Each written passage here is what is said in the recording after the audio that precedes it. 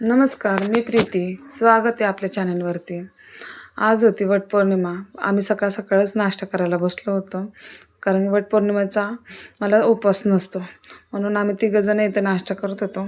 वेदांना भाजी चपाती दिली होती आणि आम्ही पण भाजी चपातीच खात होतो. मी सकाळी उठून लवकरच स्वयंपाक करून घेतला होता. सिद्धांत दादाचा शाळेत डबा द्यायचा होता म्हणून. नाही तर माझं मी पटकन आवरायला घेतलं. मला जायचं होतं स्टॉलवर आणि आज मला लावायचं होतं स्टॉल. त्यासाठी माझे आवरावरे चालू होते, पण मला ड्रेसवरची पटकन ओढणीच भेटत नव्हती. भरपूर वेळाने ही ओढणी भेटली, मग मी ती ओढणी घेतली आणि लागली माझ्या तयारीला. तर मला तयारीमध्ये सगळं सामान एकत्र करायचं होतं. म्हणजे आज सोमवार पण होता, बेलपत्र पण जमा करायचे होते, गजरे पण घ्यायचे होते. भरपूर लोक गजऱ्याची डिमांड करतात. मग सगळं सामान एकत्र एका टोकरीमध्ये ठेवलं आणि तिथून पटकन टोकरी भरून मी निघाले. तर वेदान इतकं माझ्या मध्ये करत होता, त्याला पण माझ्यासोबत यायचं होतं स्टॉलवर. मला जाऊनच देत नव्हता. माझ्या पुढं जाऊन थांबला तो. मला मम्मी बुटं घाल म्हणजे त्याला बुटं घातली आणि म्हटलं चल बाबा माझ्यासोबत चल तू. मग त्याला पण मी पटकन घेतलं बुटं घालून आणि त्याला इतकं छान वाटायला लागलं. बाहेर आलं, मोकळं सोडलं. मग माझा स्टॉल लावला. तर स्टॉल अर्धा लावताच गिरायक चालू झाले. माझ्या पिशव्या अर्ध्या खालीच ठेवलेल्या मी आणि मला सगळं सामान लावायचं होतं.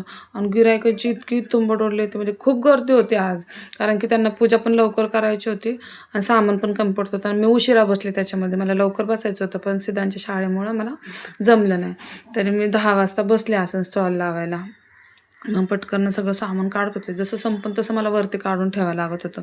आणि गजरे तर भरपूर डिमांडच. गजरे इतके महाग होते तरी लोक माझ्याकडनं घेत होते गजरे.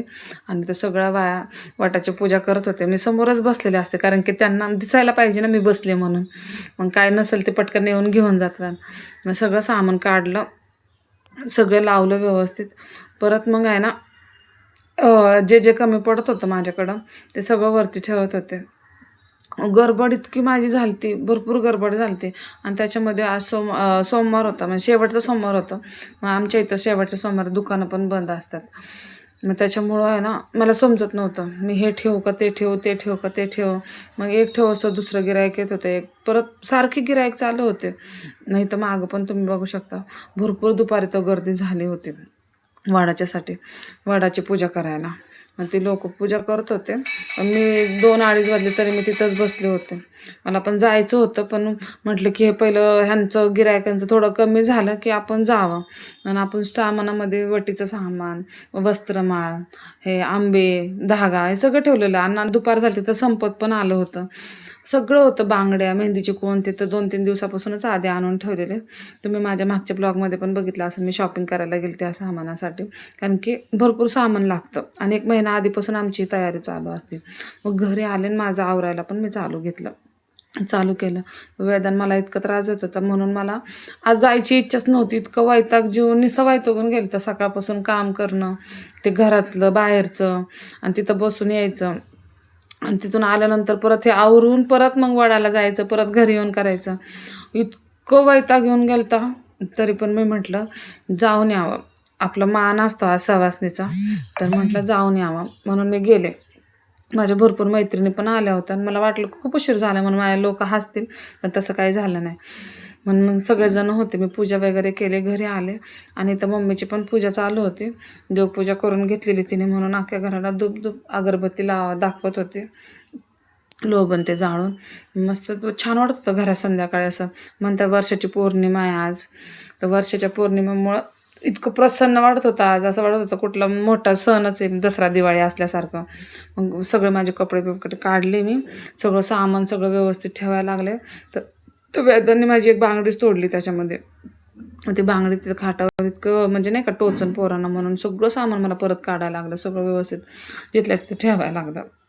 आणि 2 जण इथं माझं ड्रायफ्रूट घेऊन इतकं त्रास तोडत होते, सारखं म्हणत होते मला तोडायचे. म्हणजे दोघांचं चाललेलं माझ्याकडे दे. मग तिथून पटकन सगळं आवरायला घेतलं मी. आणि 9 वाजले असतील मला कपड्याची मशीन लावायला. मी कपड्याची मशीन लावली त्याच्यामध्ये. हे दोघांचं झाल्यानंतर सगळं सामान व्यवस्थित ठेवलं, बेड आवरला. 2 दिवस झालेले कपडे धुवायला, तर 2 दिवसाचे कपडे बाहेरच पडले होते. गडबडीमध्ये कपडे काढायला टाईमच भेटला नाही मला. मग ते कपडे सगळे काढून आणले घरामध्ये. मग कपड्यांच्या घड्या घातल्या. कपड्याचे काढताना इतका उशीर झाला मला, तर मग कपड्याच्या घड्या घालून झाल्यानंतर मग लगेचच मशीन पण लावून घेतली.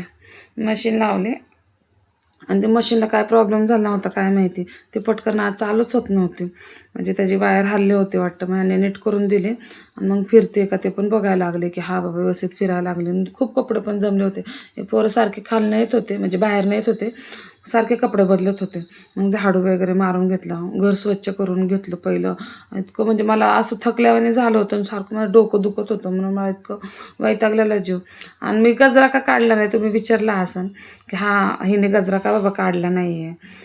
कारण की ह्यांनी माझ्यासाठी रात्री 2-2:30 वाजेपर्यंत जागून हा गजरा बनवला होता आणि इतकं छान वाटत होतं गजरा. मला काढायची इच्छाच नव्हती, म्हणून मी सगळं आवरून मोकळी झाली, म्हणजे काढून मोकळी झालते, पण मग गजराच काढायची इच्छा होत नव्हती.